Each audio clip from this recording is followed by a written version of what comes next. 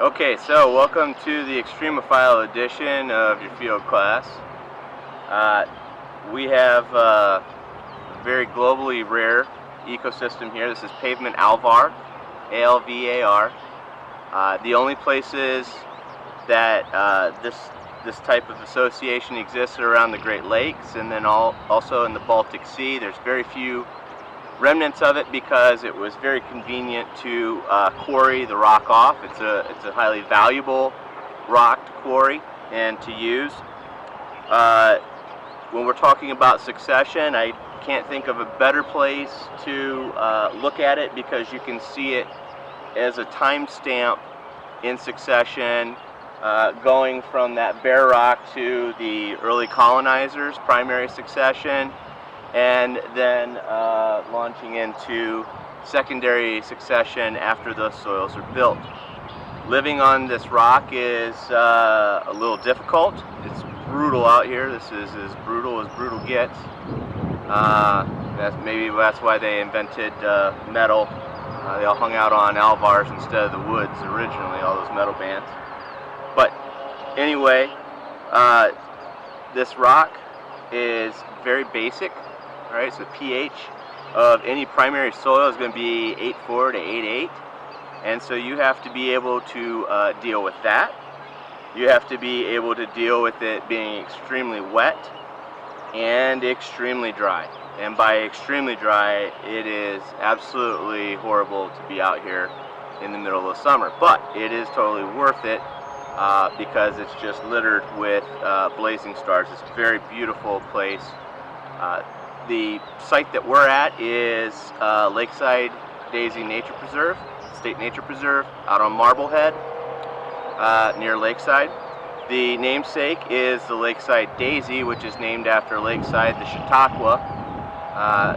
And this particular plant that you see in the foreground here, and we'll get you some better shots of it, is a western species that's disjunct from the rest of its genus. Historically, it only occurred here up on the Bruce Peninsula in Ontario, and then a small population in the Kankakee area outside of Chicago. There's some debate about some sites in Michigan. I'm surprised that it wasn't on Drummond Island and Maxton Plains. But that's its total distribution. It's named after Lakeside, Ohio, and we'll talk more about that later.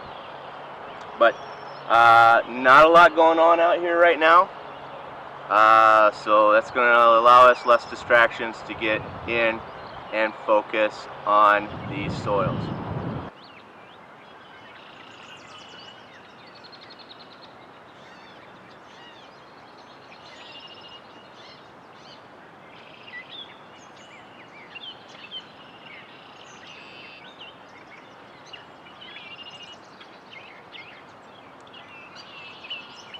Alright, so here is a close look at succession. You've got your bare rock.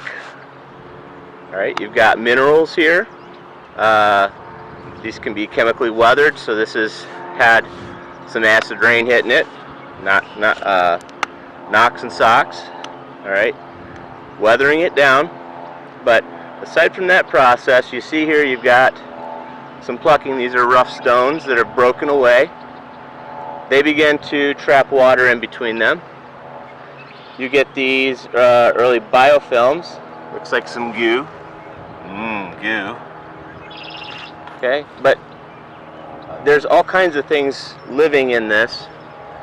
This, if you broke it down and started to sequence the different proteins that you could find in here, you'd find that this is as rich as a forest.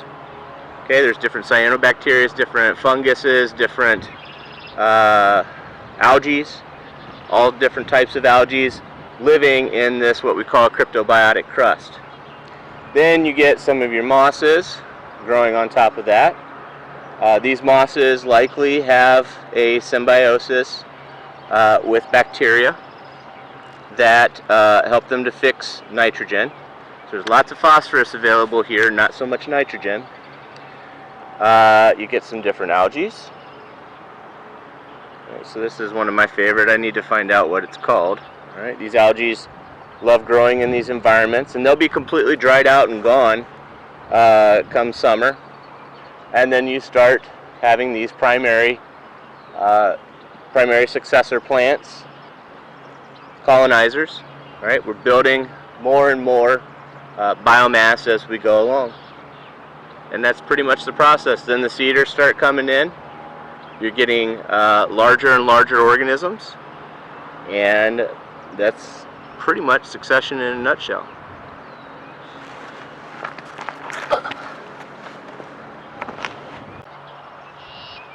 Alright, John caught this one. This is great. It shows how water scales. And what you see here, you've got your whaleback and your flarks in between. Okay, but you also see this line that is a valley, essentially. Let's see here, I'm going to look at the screen. A valley coming from the uplands. Okay, and then it comes out here, and you've got a little delta right there, and you got more of a delta right there. And then we start to see some chemical and physical weathering, as well as bed load that's coming out of there when it rains super hard. And this forms a stream. You can't, the lens kind of collapses this, but that's an outside bend. There's an outside bend, and then it flows all the way across this plain. At some point that'll weather in as a channel. It'll fill with sediment. Primary succession takes place. There's no plants on it right now, but this is how ultimately the landscape will erode down through time without any given large-scale geologic disturbance. This is also important to visualize when we get over to Resthaven. Water coming off of the Coista at Castalia, which is a large limestone ridge that is represented here by the whaleback, and water came off of that, carried all the extra calcium carbonate, magnesium carbonate that is in this rock, and then deposited it on a wide plain that evaporated and created some of the tufa that we'll see over there. Okay, so this is what's great about water. It scales.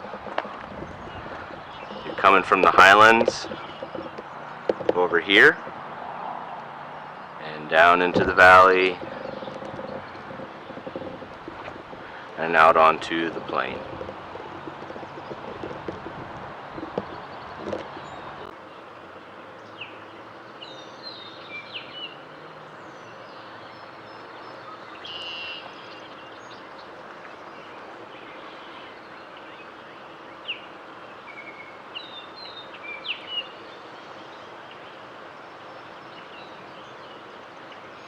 So this will give you a little better idea of what this would look like further into succession.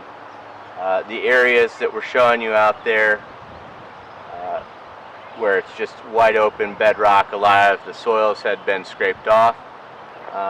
It's interesting to think about or wonder how much of all this rock, before any of it was quarried, was covered by soils, how much was persistent as these Alvars. The interesting thing about these particular Alvars is the notion that they, the ones that have preserved through time, are all on peninsulas or islands. And a lot of that has to do with some of the climatic disturbances that the Great Lakes would create. It does have its own insulated weather, and so that can change the flow of nutrients on continental scales in and out. And they have a lot of great slope that, or a higher degree of slope per meter than you would see, well, maybe per kilometer, that you would see going into the water. It goes away. Okay, and then when you get more mainland, you're going to get a backup of those nutrients and build more biomass. But This is more typical. The Alvars that I've seen on the Bruce Peninsula in Ontario look much like this, except for one key thing. When I walked in here, I was like, it looks familiar, but something's different. And up there you would have white cedars instead of these red cedars. So long-term maintenance here is to just make sure the cedars don't become too thick. A lot of the management we're going to stop at a management area, active management area, and see some of the stumps that have been cut out and how we're going to try to foster more space for this really early successional community.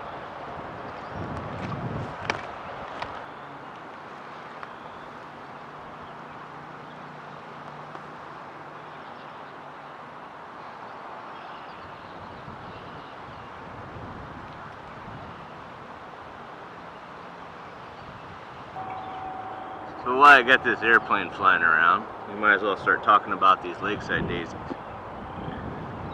So these, this plant is a federally threatened plant.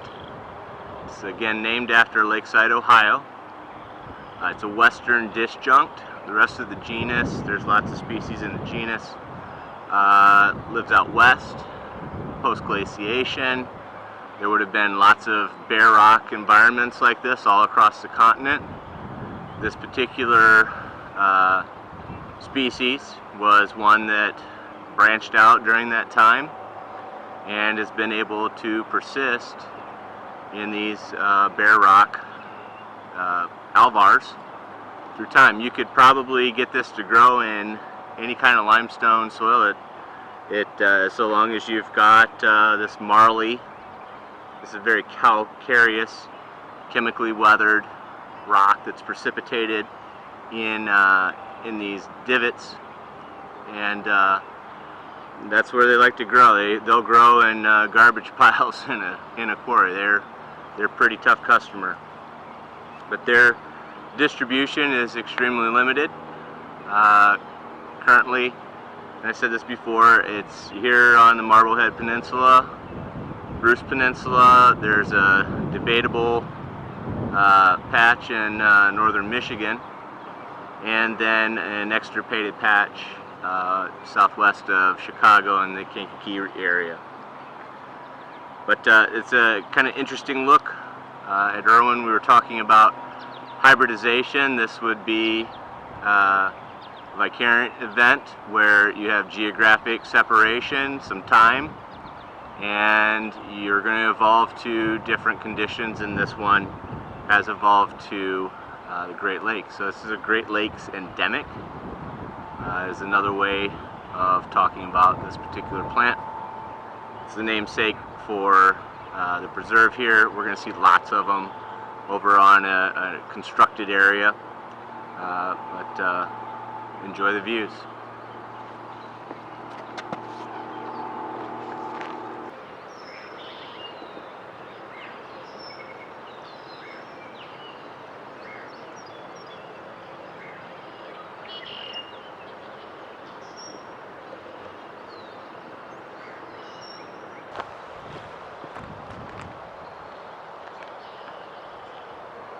This is an area that begun doing some management. This is a really cool ridge out here. It's too bad they blasted most of the face of it off before it was purchased, but you can see all the cedar stumps that came out of here, and I've got some lakeside daisies over here, a lot of the sedges, so that soft green that you see in there. They do better with the shade, probably some acidification happening from the needles of the cedars. So you've got some feedbacks going into the loop, creating a different soil in there, and that's part of the overall biodiversity. We're again managing for that early successional primary community because it's disappearing. And we've got plenty of red cedars in the state of Ohio. So this was actually managed in partnership with ONAPA. Believe it or not, there's another game in this state We're not the only ones helping Department of Natural Areas and Preserves. There's a volunteer organization that comes out and does this stuff. This is hard work. This is chainsaw work. And they took all the biomass out of here, chipped it up, moved it someplace else, and this will begin to dry out. It'll change. Some of the wetter areas will become drier and go into an earlier state, which is nice, because here all you have to do is remove the succession. You don't have to burn and spray like we do in a lot of our other systems. So I'm excited for what this brings, and they're going to go through this whole forest, get this open canopy happening, and we'll see what pops up.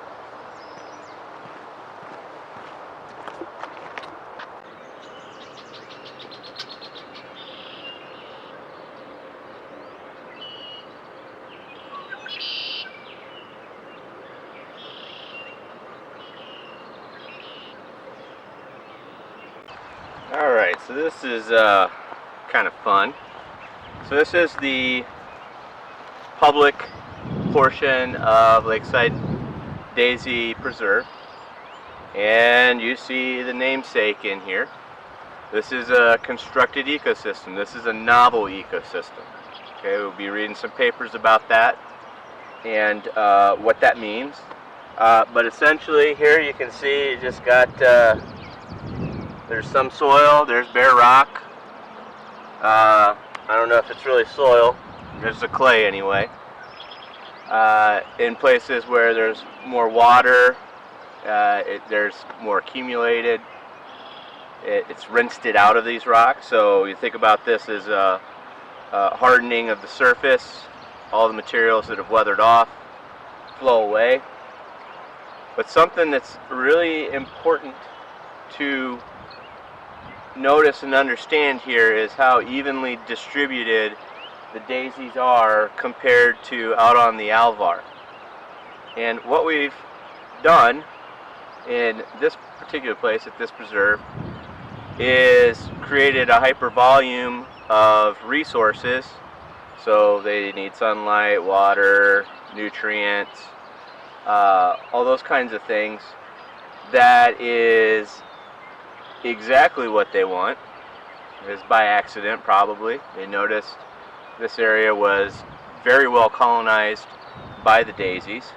It's very well colonized by other things. These blazing stars that are popping up everywhere in here.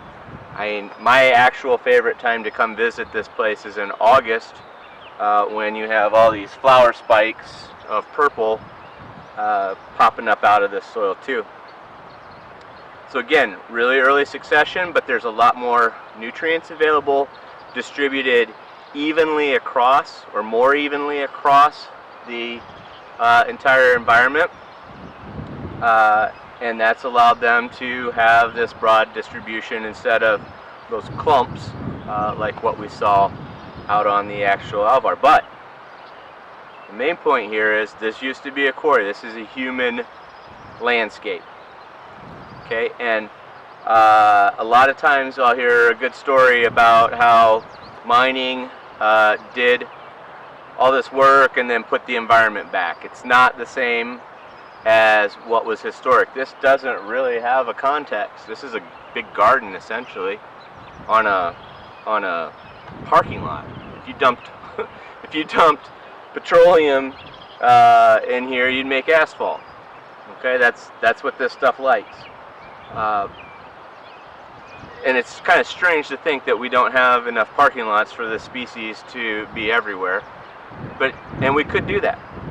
And you know, if these areas were threatened, we might do that to preserve this particular species. Again, Lakeside daisy is federally threatened, but hopefully we don't start to drift away from the actual context of the organism. That is, some historical factors are important to consider what it makes a species a species. A lot of species have been moved into ark situations, and zoos and so forth, and they're, you know, within a couple of generations, you've domesticated them, and you have essentially the Chihuahua version of a wolf. So I always question whether these are beneficial actions. Yes, this is actually a beneficial action. There's more ecological complexity for this area, and it supports more than just those species. You can make that argument with me. But otherwise, I don't really know what we have, and it prioritizes making sure that those special places where the special things are still intact with most of their historical context is super important, and we need to prioritize setting those sites aside and then putting historic disturbance regimes back in place to manage for these early successional communities.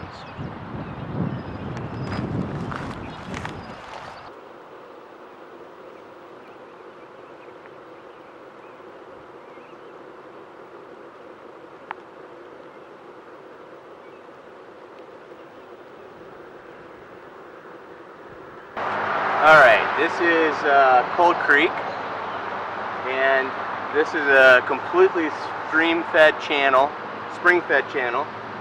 The discharge that you see here is how much is coming out of the ground up around the corner. They've built a pond around it. There's water coming out all over the place.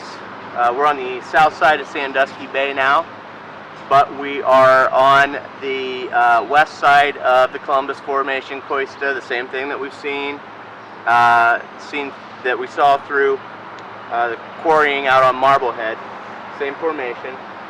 And this is water that's gone down into the cracks in it. There's a lot of karst, so water is creating solution cracks. And then there's erosion through chemical and physical processes. And this is the water that's coming out of the ground at this particular spring. The channel that you see is dug. They dug it in. So this discharge used to just be a big fan delta across the plain over here, which is where Resthaven's at. It's very high in calcium carbonate that it's dissolved out of the limestone in the Coista. The Coista is a hill of resistant rock, and that has, when that goes out on those plains, it's going to begin to evaporate, and so over time it concentrates and it begins to mix with algae, it mixes with organic matter, and begins to form a clay that we refer to as marl. And I'll show you some scenes later of the rock that it produces, which is called tufa, and it will wrap around all the vegetation and so forth and kind of make a fossil out of that vegetation. So it's always cooler or warmer in Castalia than the surroundings. Very stable here in town because this water has the same temperature all the time. So in the winter it's warmer, in the summer it's cooler.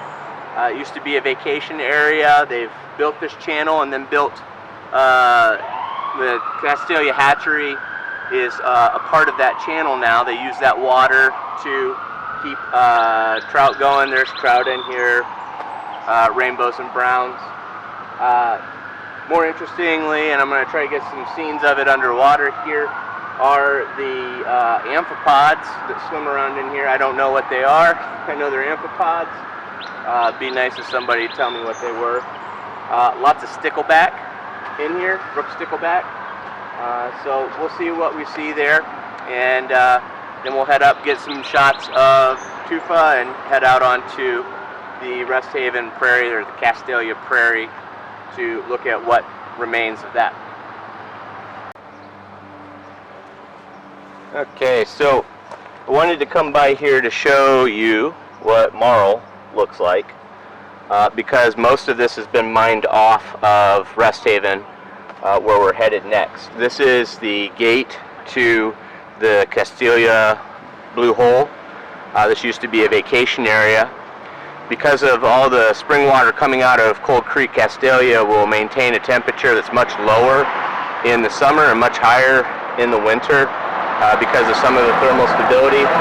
But here you can see we're going to be coming up onto another part of the Columbus Formation Coista, which is what was exposed back at the other place we were at Lakeside. And I just want you to see how this calcareous water will come out of the ground, and Resthaven is that plain. When we were following that river off of the uplands, this is what results. It builds up, it encrusts around plant material and builds this rock. It's called marl, or tufa. This is tufa. The marl is the calcium carbonate component that's inside of it. But yeah, this is the gateway to that blue hole, and this used to be an elite vacation spot back in the day, 20s, 30s, back before we had air conditioning.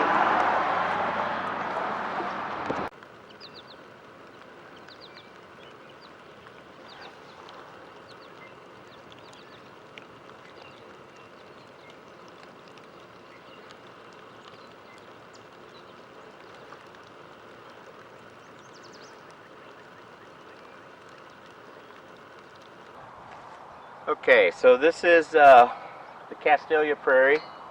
It's a remnant prairie. It's of a clay base. Parent material is clay, but it is also formed on rock. That tufa that we were talking about, it's all laying under here. I'll punch a core here in a second. This is a wildlife area, so it's managed for game. And but they have branched out into trying to increase a lot of the non-game organisms that also co-occur. You see these little white dots down here. These are small white lady slippers. It's a state threatened plant. A lot of people like to see them because they're cute. They're absolute cuties. And they're orchids, and we get excited about orchid kind of things. I do. I'm an orchidiot. I like to refer to myself as that. But what makes this happen is this is an outwash plain from the Coista. The hill is over there. It's just like what we saw in the Alvar, the water coming down the hill. And this is the fan delta basically that we saw in that slide. And so underneath all of this, let's see if I can get into the rock. See if I can't grind some off.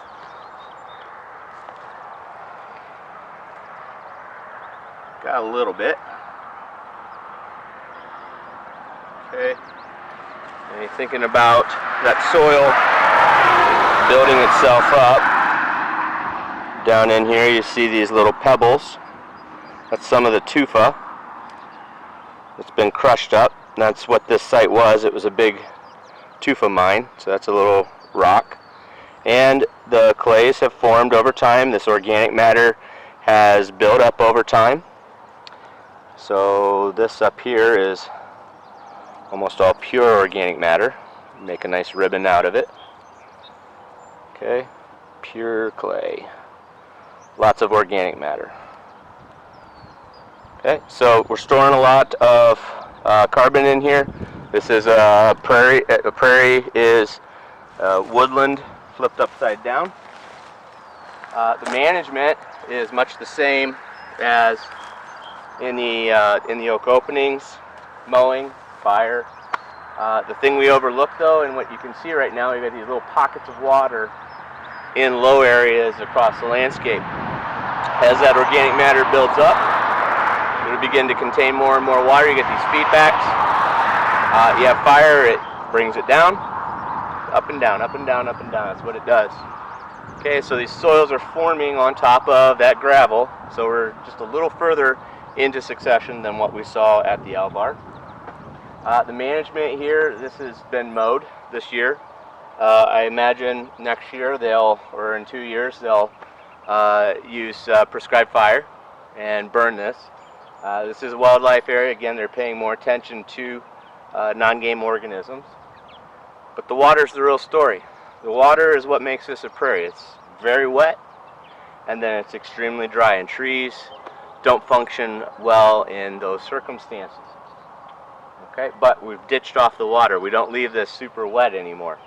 and that has begun to change this unique soil, what wasn't a unique soil, into a soil that's much more like the rest of Ohio, and then becomes oak maple forest like the rest of Ohio.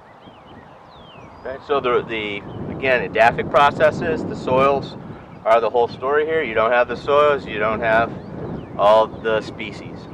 And if I were managing this, I don't think I would do this all or none. I'd do a little more integrated. I want patchy fires going through here. I want patchy mowings going through here. When you think about mowing, it's just like a big bison, right? You've got bison going through here. They're eating things down. They're pooping in certain places versus a mower, which is going to distribute that organic matter homogeneously across the whole surface. And you know, for a rare plant like this and creating a hyper volume for it, that's great. But I value resilience and diversity, not just the individual pieces of it. So, as an ecologist, if I were managing, that's how I would I'd do this a little differently. But I'm glad they're doing it. I'm not criticizing at all. I'm glad they're doing it. All right. So we'll look at looking a little closer at these little orchids. They're fun.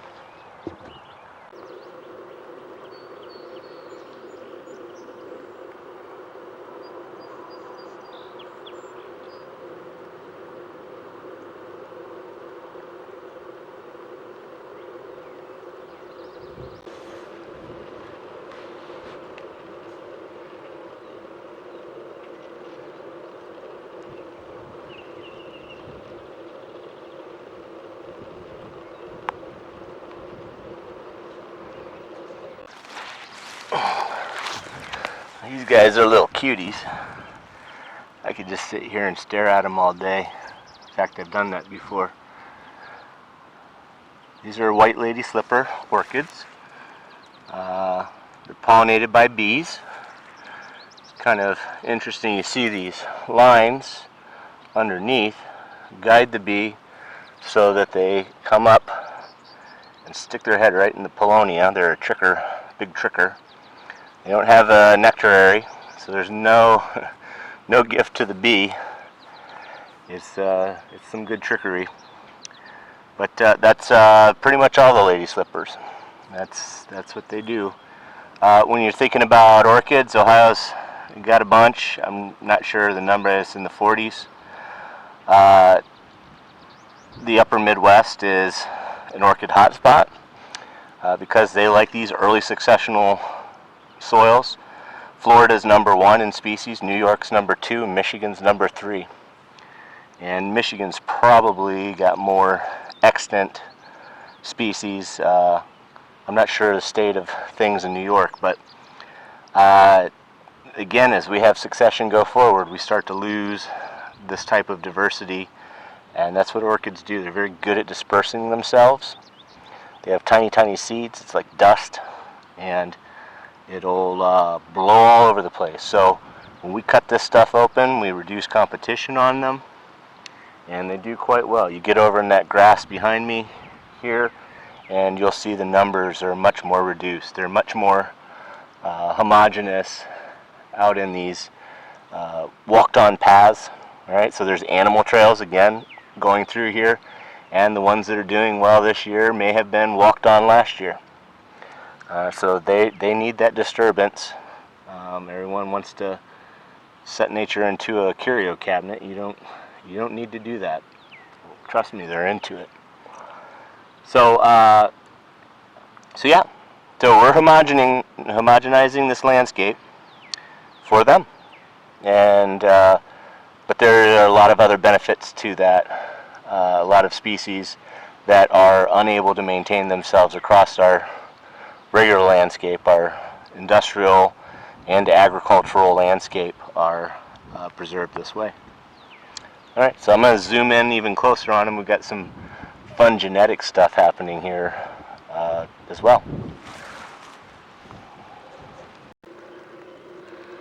Okay, much like what I talked about in Lucas County, we have this young landscape, then recent disturbance, then there's extra human disturbance, and as a part of that, hybrids are very much part of what we see. And so with the small white lady slipper, we're in another hybrid swarm here. That may be due to changes humans have done. It may just be a naturally occurring thing. Close relative is the small yellow lady slipper. And in this particular case, this is a pretty solid phenotypic small white. And then I'm going to try and turn over here to a hybrid. Somebody might even argue was actually the small yellow, because it is so yellow. Alright. Hey, that worked better than I thought it would. Okay, so this is probably the Andrews hybrid. You can see how it's got the really bright red petals, red ring around the lip. The yellow coloration, usually it's the opposite, it's the white, and we'll see that up in Michigan with tomorrow's filming. But again, very young landscape, high amounts of disturbance, species don't adhere to whatever you want to box them into. They're still mixing things up. Alright.